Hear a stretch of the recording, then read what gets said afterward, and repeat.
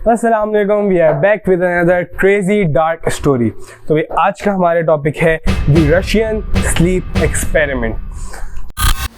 तो भाई Russian sleep experiment जो है वो हुआ था 1947 में। इसके अंदर कोवर्ट सोवियत टेस्ट फैसिलिटी के अंदर ये एक एक्सपेरिमेंट हुआ था और रशियन ने अपने 5 प्रिजनर्स को जो है वो ऑफ़र करी थी कि आप हमारे रिसर्च का हिस्सा बनेंगे और आप लोग हमारे टेस्ट को कंप्लीट करते हैं तो हम आप लोगों को एक फ्री कर देंगे। ये एक झूठी होप थी उनके लिए। वो लोग आगे एक्सेप्ट कर लिया, उन्होंने पार्ट बन गए उसका। अब इस रिसर्च के अंदर इनका ये था 30 डेज़ विदाउट स्लीप जो है उनको गुजारने थे। अच्छा, ये बात जो है प्रिजनर्स को नहीं पता थी। उसके बाद उनको एक सील्ड चैम्बर में ले जाके लॉक कर दिया गया और उनको कुछ नहीं पता था वहाँ पे। अच्छा, उस चैम्बर के अंदर जो है खाना पीना सब कुछ अवेलेबल था सिवाय एक चीज़ के, वो था बेड, ताकि वो सो ना सकें। और उस चैम्बर के अंदर उन्होंने एक गैस रिलीज़ करी थी विच वॉज अनआइडेंटिफाइड, बस इतना पता है कि वो सिर्फ गैस उनको जगा के रखने के लिए थी। शुरू के 5 दिन उन्होंने नोट किया कि एवरीथिंग वाज नॉर्मल, उसको कुछ ऐसा ख़ास था नहीं, नॉर्मल बातें थी, डिस्कशन चल रही थी, उनकी आपस में बातें कर रहे थे। और लेकिन 5वें दिन के बाद से जो है चीज़ों ने थोड़ा टर्न इस तरह से लिया, उनकी बातें जो है थोड़ी डार्क होने लगी। अब डार्क इन अ सेंस कि उनकी जो प्रीवियस इवेंट्स थे, जो उनकी लाइफ के डार्क इवेंट्स थे, किसी का एक्सीडेंट हुआ हो तो वो अपनी वो बता रहे थे, और वो उस पोजीशन पे उस प्रिजन में किस तरह पहुँचे और जो है उसके बाद इस एक्सपेरिमेंट का हिस्सा कैसे बने। तो ये जो उनकी थोड़ा डार्क बातें थी ये शुरू हो गई। अच्छा भाई, यहाँ तक तो सब कुछ ठीक था।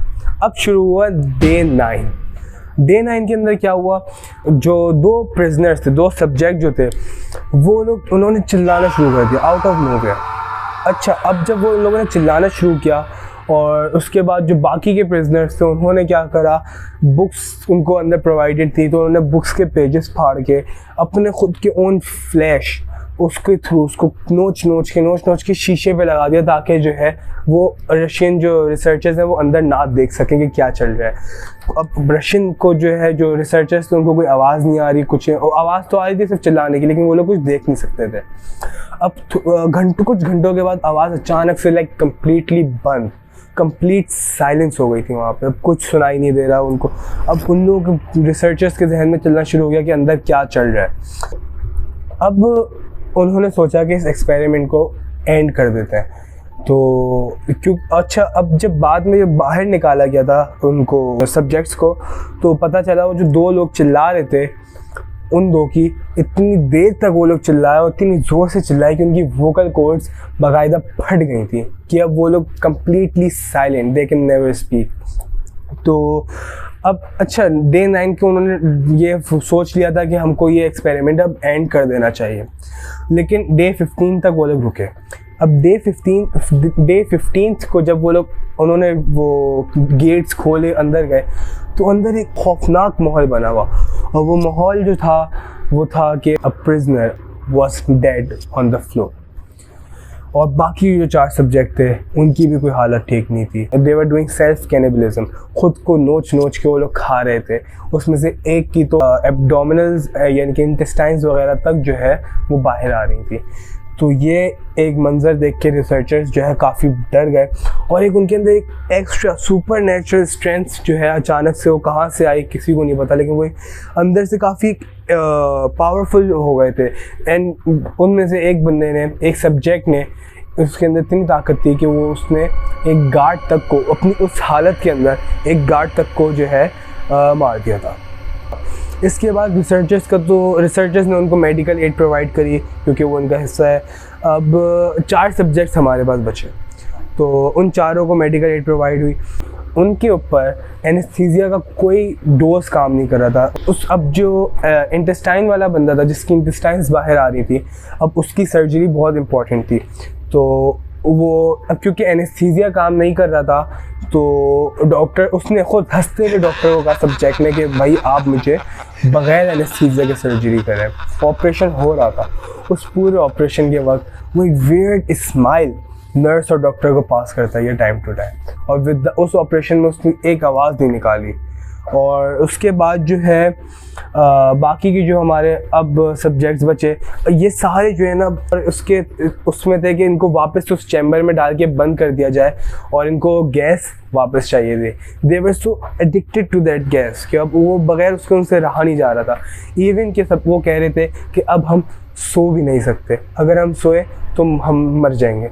और ऐसा हुआ, एक सब्जेक्ट जो है वो सोया और जैसे ही वो सोया है ही वॉज नो मोर। तो उसके बाद वहाँ की जो आर्मी चीफ थे उसने आके कहा कि भाई इसको कंटिन्यू करो, इस एक्सपेरिमेंट को वापस से। और जो है इस दफ़ा उनके साथ 3 रिसर्चर जो है वो हमारे अंदर जाएंगे देखने के लिए कि क्या हो रहा है। लेकिन ये सुनते ही one of the researcher took out his revolver and shot him right on the head. तो उसके बाद उसने बाकी के 2 लोगों को, 2 सब्जेक्ट्स को भी गोली मार दी। और आखिरी सब्जेक्ट से जब उसकी बात हुई, उसने पूछा उससे कि तुम कौन हो, because they were not human any more. उनकी जो हालत थी उनको आप इंसान नहीं कह सकते। और जब उससे पूछा कि हु आर यू, तो उसका जवाब था I am the evil inside every human being. और उसका कंप्लीट जवाब ये था कि मैं सिर्फ नींद की वजह से कंट्रोल में रहता हूँ।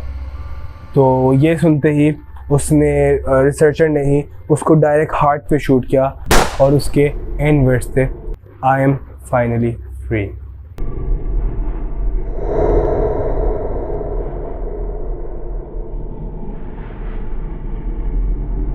अच्छा, अब फाइनल चीज़, ये स्टोरी के अंदर बहुत से इख्तलाफात हैं। कुछ लोग कहते हैं ये सिर्फ एक फिक्शन हॉरर स्टोरी है, according to some these are real. अब ये आइडेंटिफाई नहीं हुआ है कि ये सच है और अभी तक ये भी आइडेंटिफाई नहीं हुआ है कि ये झूठ है। तो इस स्टोरी का हमें तो इतना नहीं पता कि सच है या झूठ है। आप लोगों का क्या ख्याल है, कमेंट करके हमें बताएं। फिर आपसे मिलेंगे इंशाल्लाह अगली वीडियो में। टिल देन, अल्लाह हाफिज़।